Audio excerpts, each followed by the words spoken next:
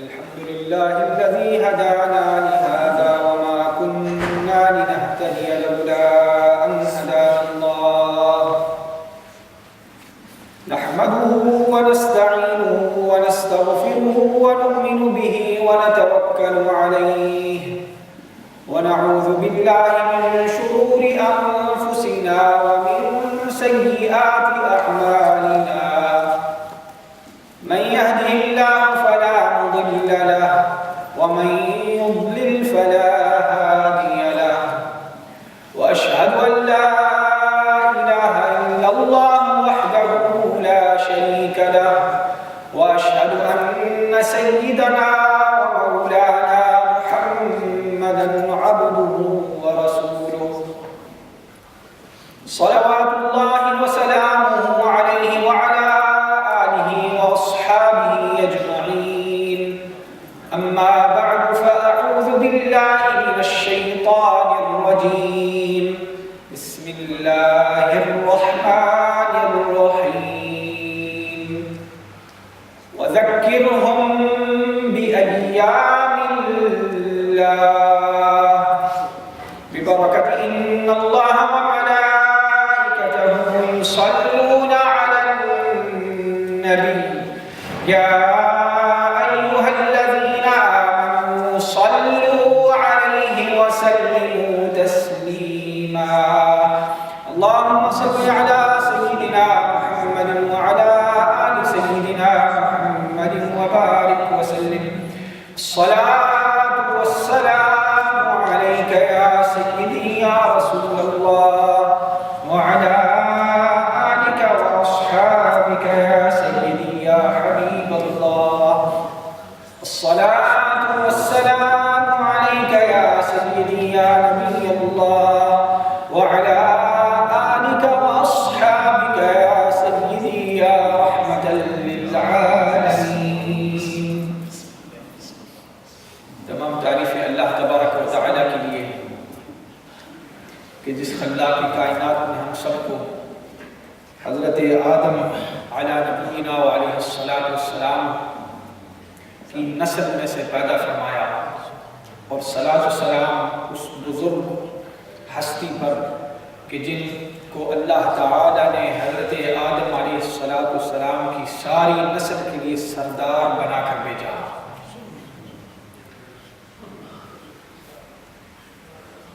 اللہ تبارک و تعالیٰ نے قرآن مجید فرقان حمید میں ہم سب کی اصلاح کے لیے ہم سب کی تربیت کے لیے اللہ تعالیٰ نے انبیاء علیہ السلام کا ذکر کیا, ان نیک بزرگ ہستیوں کا ذکر کیا جن کو اللہ نے نبی اور رسول بنا کر مبعوث فرمایا. اگر ہم ان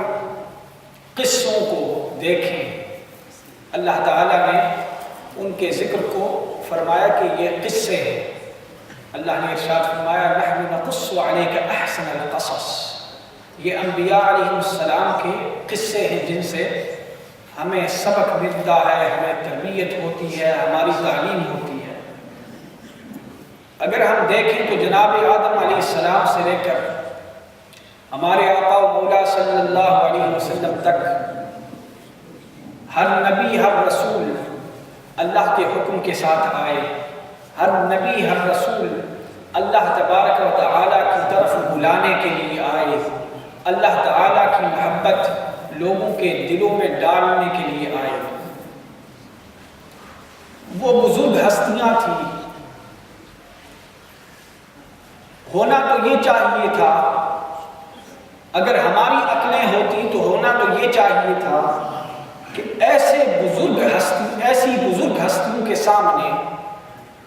ایسی برگزیدہ اور نیک اللہ کے نبیوں اور رسولوں کے سامنے کوئی شیطان نہ کھڑا ہوتا, کوئی دشمن ان کا نہ ہوتا. کیونکہ ہمارے ذہن میں یہ بات ہے کہ جتنا نیک آدمی ہوگا اتنے اس کے دشمن تھوڑے, اتنی اس کی بلائیں تھوڑی. لیکن اگر ہم اللہ تعالیٰ کی سنت کو دیکھیں تو جتنی بلائیں, جتنی تکلیفیں, جتنے دشمن اللہ کے نبیوں اور رسولوں کے تھے اتنے کسی اور کے نہیں، اتنے کسی اور کے نہیں تھے۔ اور یہ بات کہ جتنا بزرگ، جتنی بلند اور بالا ہستی ہوگی اتنا ہی مشکل اس پر امتحان آئے گا، اتنا ہی مشکل اس پر امتحان آئے گا۔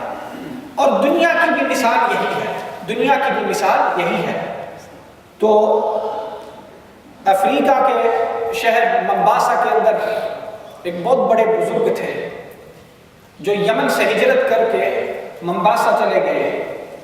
وہاں پر ہزاروں لوگوں نے آپ کے ہاتھ پر اسلام قبول کیا۔ ممباسا کے اندر ایک بہت امیر ترین آدمی تھا جو تجارت کیا کرتا تھا، اس کی بزنسیں تھیں، بہت امیر ترین انسان تھا۔ ایک بار وہ ان بزرگوں کے پاس آیا جن کا نام تھا حبیب احمد۔ ان بزرگوں کے پاس آیا اور عرض کرنے لگا، حضرت آپ کو پتا ہے کہ میں کتنا امیر ترین ہوں، میں تجارت کرتا ہوں، میرے پاس مال و دولت کتنی ہے، اور یہ لوگ میرے ارد گرد جو ہیں یہ میرا حسد کرتے ہیں، یہ میرا حسد کرتے ہیں اور مجھے اچھی آنکھ سے دیکھتے نہیں، اور ان کی یہ تمنا ہے کہ کس طرح یہ مال، یہ دولت، یہ تجارت ہم اس سے چھین لیں۔ تو وہ بزرگوں کو یہ بات سنا رہا تھا کہ آپ نے اپنے ہاتھ اٹھائے اور دعا مانگی، اور یہ دعا سنیے، ہاتھ اٹھائے اور دعا مانگی کہ اے اللہ اس انسان کے سارے مال کو تو لے لے، اس انسان کے سارے مال کو تو لے لے، اس سے یہ تجارت بھی لے لے، اس کا مال بھی لے لے، اس کی دولت بھی تو لے لے۔ وہ عرض کرنے لگا، حضرت میں نے تو کہا تھا کہ میرے یہ دشمن ہے، تو آپ دعا مانگ رہے ہیں کہ اللہ میری دولت لے لے، اس بات کی میں نے تو طلب نہیں کی، اس بات کی میں نے آپ سے دعا تو نہیں مانگی، میں نے یہ آپ سے پوچھا کہ یہ جو میرے ارد گرد حسد کرنے والے لوگ ہیں، میرے ارد گرد یہ لوگ یہ چاہتے ہیں کہ ہم اس کا مال چھین لیں، اس کی تجارت چھین لیں، اس کو خالی کر کے کنگال کے رکھ دیں، ان کا مقابلہ میں کس طرح کروں؟ تو اور آپ نے یہ دعا مانگی کہ اللہ اس کا مال بھی لے لے، اس کی دولت بھی لے لے، تو یہ بات کیا ہوئی؟ تو آپ فرمانے لگے، اے نادان، اے نادان، اے ناسمجھ، ہر وہ انسان جس کے پاس کوئی چیز ہوتی ہے، ہر وہ انسان جس کے پاس کوئی قیمتی چیز ہوتی ہے، اس کے ارد گرد گندی نظروں والے بھی آ جاتے ہیں، اس کے ارد گرد حسد کرنے والے بھی آ جاتے ہیں کہ جو یہ قیمتی چیز جو اس کے پاس ہے وہ ہمارے پاس ہو جائے، ہم اس سے چھین لیں، ہم اس سے اٹھا لیں۔ اس سے ہمیں کیا معلوم ہوا؟ اس سے معلوم ہوا کہ اگر دنیا کی دولت چھیننے کے لیے، اگر دنیا کی دولت اور دنیا کی تجارت چھیننے کے لیے لوگ ہمارے ارد گرد گھیرا ڈال دیتے ہیں اور وہ دیکھتے ہیں کہ اس کی تجارت، اس کا مال ہم اس سے کس طرح چھین لیں، تو اے ایمان والو، جو اللہ تبارک و تعالی نے ہمیں ایمان دیا ہے، اس کا بھی ایک چور بیٹھا ہے، اس کا بھی ایک ڈاکو بیٹھا ہے جو ہمہ اس بات پہ مشغول ہے کہ ان ایمان والوں کا ایمان میں کس طرح چھین لوں، ان ایمان والوں کا ایمان میں کس طرح چھین لوں۔ اور یہ بات، یہ اس کی بات آج سے نہیں شروع ہوئی، جناب آدم اور حضرت حوا علیہ السلام کے زمانے سے شروع ہوئی، جب کہ وہ جنت کے اندر تھے تب سے ابلیس نے جناب آدم علیہ السلام پر ڈاکہ ڈالا، تب سے ابلیس نے حضرت آدم علیہ السلام پر ڈاکہ ڈالا، اور کس بات پہ ڈالا؟ اس بات پہ ڈالا کہ میں اس سے اچھا ہوں، میں اس سے بہتر ہوں،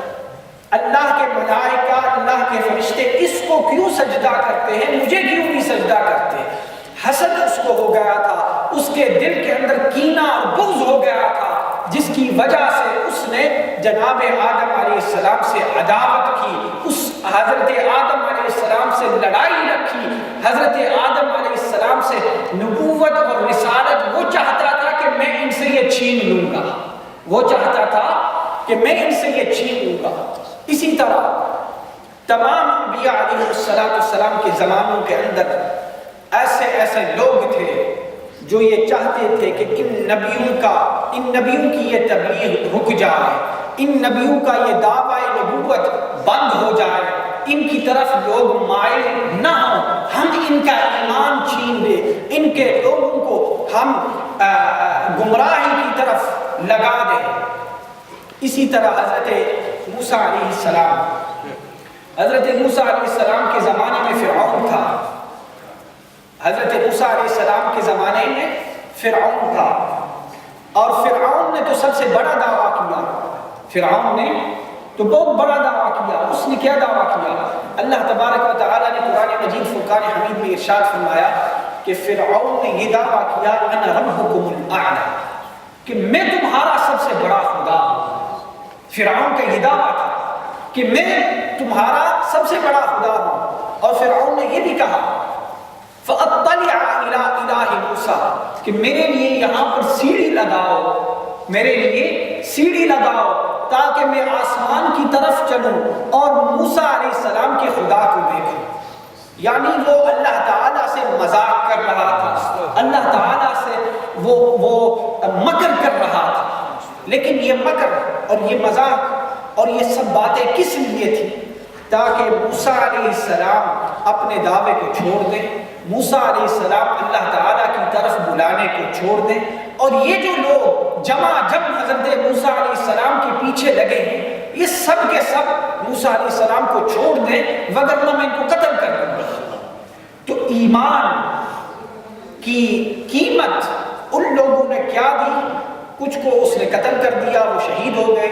کچھ تو اپنے گھروں سے بھاگ کر چلے گئے، ہجرت کر گئے، اپنی زمینوں کو چھوڑ دیا، اپنے گھروں کو چھوڑ دیا، اپنی تجارتوں کو چھوڑ دیا۔ یہ سب چھوڑنا کس بات پر تھا؟ کہ ہمارا ایمان فرعون نہ چھین لے، ہمارا ایمان۔ اللہ تبارک و تعالی نے حضرت موسیٰ علیہ السلام کو فتح دی، حضرت موسیٰ علیہ السلام کی نصرت اور مدد اللہ تعالیٰ نے کی کہ جب حضرت موسیٰ علیہ السلام دریائے نیل پر پہنچے اور کوئی بندوبست نہیں تھا کہ ہم اس دریا کے ایک کنارے سے دوسرے کنارے تک کس طرح پہنچیں گے، تو حضرت موسیٰ علیہ السلام نے اللہ تعالیٰ کا نام لیا اور اپنے سارے لشکر کے ساتھ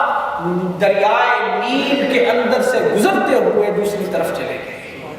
اللہ تعالیٰ نے دریا کو حکم دیا کہ موسیٰ علیہ السلام اور ان کے لوگوں کے لیے جگہ بنا، تو وہ دریا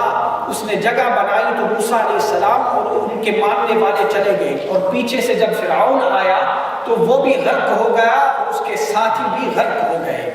اور اللہ تعالیٰ نے ارشاد فرمایا کہ فرعون کے جسم کو ہم نشانی بنائیں گے، قیامت تک کے آنے والے لوگوں کے لیے ہم فرعون کے جسم کو نشانی بنائیں گے۔ آج تک مصر کے اندر فرعون کی باڈی اور فرعون کا جسم موجود ہے، اور لوگ دیکھتے ہیں کتنی گندی شکل میں اس کا جسم موجود ہے۔ اللہ تعالیٰ نے اس کو عبرت کا نشان بنایا، اللہ نے عبرت کا نشان بنایا کہ وہ لوگ جو ایمان والوں پر حملہ کرتے ہیں، ایمان کو چوری کرنا چاہتے ہیں، جو ایمان کے لٹیرے ہیں، اللہ تبارک و تعالیٰ ان کو کبھی معاف نہیں کرتا، اللہ تعالیٰ ان کو کبھی معاف نہیں کرتا۔ اسی طرح ہر زمانے میں ایمان کے مقابلے میں کفر، ضلالت، گمراہی کے لوگ کھڑے ہو جایا کرتے تھے، جو ایمان کو ختم کرنے کے لیے، ایمان کو چھیننے کے لیے لوگوں کے سامنے کھڑے ہو جاتے ہیں۔ جناب حضرت امام حسین رضی اللہ عنہ کی بھی یہی بات ہے کہ محرم الحرام کے اندر آپ نے جام شہادت نوش کیا۔ اگر آپ چاہتے، اب دیکھیے کہ یہ شہزادہ رسول تھے صلی اللہ علیہ وسلم، اگر آپ چاہتے تو مدینے کے لوگ آپ کو بادشاہ کی طرح آپ کی عزت کرتے، آپ کا احترام کرتے، آپ کی خدمت کرتے، لیکن جناب امام حسین رضی اللہ عنہ نے ایمان کو بچانے کے لیے مدینہ چھوڑا، ایمان کو بچانے کے لیے اپنی بیوی بچوں اور اپنے تمام لشکر کو لے کر مدینے سے چلے اور جا کر کوفہ روانہ ہوئے، عراق کو جا پہنچے۔ کوئی اگر امام سے پوچھتا اے امام آپ کو کیا ضرورت، آپ تو امن و سکون کی زندگی رہ رہے ہو، آپ تو مدینہ میں اس طرح رہو کہ جس طرح بادشاہ رہتا ہے، اگر آپ چاہتے تو مدینے کے سارے لوگ آپ کی خدمت کے لیے کھڑے ہو جاتے۔ لیکن امام حسین کا جواب یہ تھا مجھے اپنے نانے کا دین بچانا ہے، مجھے اپنے نانے کا دین بچانا ہے اور مجھے ایمان بچانا ہے۔ اگر حضرت امام حسین نے اتنی قربانی دے کر اپنا دین بچایا، اپنے نانے کا دین بچایا، ایمان کو بچایا، تو آج کل کی دنیا کے اندر ہمارے ایمان کے چور، ہمارے ایمان کے لٹورے اور زیادہ ہو گئے ہیں۔ ایمان کے چور اور ایمان کے لٹیرے آج اور زیادہ ہو گئے ہیں، جو ہمارے گھروں کے اندر آ کر بسے ہیں، چاہے وہ انٹرنیٹ پہ ہو، فیس بک پہ ہو، ٹیلی ویژن پہ ہو، ٹویٹر پہ ہو۔ ان تمام اشیاء پر کیا ہو رہا ہے؟ ہمارے بچوں کے ایمان کو چوری کیا جا رہا ہے، ہمارے بچوں کے دلوں کے اندر سے ایمان کو نکالا جا رہا ہے، اور یہ ماں باپ گھر والوں کی ذمہ داری ہے کہ ان بچوں کے ایمان کو بچائیں۔ آج کل جو بچوں کے ایمان پر حملہ ہو رہا ہے، دنیا کی تاریخ میں کبھی اس طرح کا حملہ پہلے نہیں ہوا، کبھی نہیں ہوا۔ ہر بچے کے ہاتھ کے اندر موبائل فون ہے، اس موبائل فون پر انٹرنیٹ ہے، اس موبائل فون پر فیس بک، ٹویٹر، واٹس ایپ اور یہ ساری چیزیں ہیں۔ اور یہ کیا ہو رہا ہے کہ بچوں کے ایمان پر حملہ ہو رہا ہے، اور گھر والوں کو خبر ہی نہیں، ماں باپ کو خبر ہی نہیں کہ ہمارے بچے ان فونوں پر کیا کر رہے ہیں۔ اے ایمان والو، ایمان کے لٹیرے حضرت آدم علیہ السلام کے زمانے سے تھے، آج بھی ہیں، قیامت تک رہیں گے۔ اگر ہم نے اپنی ذمہ داری نہ نبھائی تو ایمان کو یہ چوری کر لیں گے، یہ لٹیرے ایمان کے ہمارے بچوں کے دلوں سے ایمان کو نکال دیں گے۔ ہمیں بھی وہ قربانی دینی ہے۔ 10 محرم کو حضرت امام حسین کے نام پر ختم دے دینا یہ کوئی کافی بات نہیں، یہ پرانے زمانے کی بات ہے۔ آج اگر 10 محرم کو حضرت امام حسین کی قربانی نہ دی تو ہمارے بچے بھی وہ قربانی نہیں دیں گے۔ اگلے سالوں میں ہمارے بچے امام حسین کا نام نہیں لیں گے۔ کیوں؟ کہ ان کے ہاتھوں میں وہ ٹیلی فون ہے، موبائل ہے، ان کے گھروں کے اندر انٹرنیٹ اور فحاشی چیزیں وہ اپنی آنکھوں سے اتنا کھلم کھلا دیکھتے ہیں کہ امام حسین کی تو کسی کو یاد ہی نہیں۔ امام حسین تو گزرے ہوئے زمانے کے شہزادے تھے، حضور کے نواسے تھے۔ اے ایمان والو، ان لٹیروں اور چوروں جو ایمان پر حملہ کر رہے ہیں، ان سے ہمیں بچنا چاہیے، اپنی اولادوں کو بچانا چاہیے۔ یہ نہ کہیں کہ میں بچے کو مسجد بھیج دوں گا اور وہ بچہ بچ جائے گا۔ مسجد کے اندر تو بچ جائے گا، تمہارے گھر میں کس طرح بچے گا؟ سوال یہ ہے، مسجد کے اندر تو بچ جائے گا، تمہارے گھر کے اندر کس طرح بچے گا؟ تو اگر ہمارے گھروں کے اندر امام حسین کی سیرت زندہ نہ ہوئی، اگر ہمارے گھروں کے اندر اہل بیت کا جذبہ زندہ نہ ہوا تو ہمارے ایمان کی کیا حالت رہے گی، ہمارے بچوں کے ایمان کی کیا حالت رہے گی۔ اللہ تبارک و تعالی ایمان کی اس دولت کو بچانے کی توفیق عطا فرمائے۔ اللہ تبارک و تعالی شیطان اور نفس کے حملوں سے ہم سب کے ایمان کو بچائے۔